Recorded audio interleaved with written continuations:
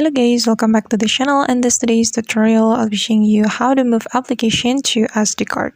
So guys, first of all, go to your settings application on your Android phone. Then you're going to click on the app setting, this one, tap on the app setting. And on this app setting, you have to select an application you want to move to your SD card. And keep in mind guys that not all application can be moved to SD card. So you have to check it first whether the application can be moved or not. And as far as I know, one of the applications that can be moved to SD card is Instagram application. So for example, I'm going to select the Instagram. Okay, this is the Instagram application, so we can tap on the application we would like to move to SD card, and after that we can tap on the storage. It's over here. Tap on the storage and you're going to click on the change because we want to change from internal storage to SD card. Tap on the change and you can click on SD card.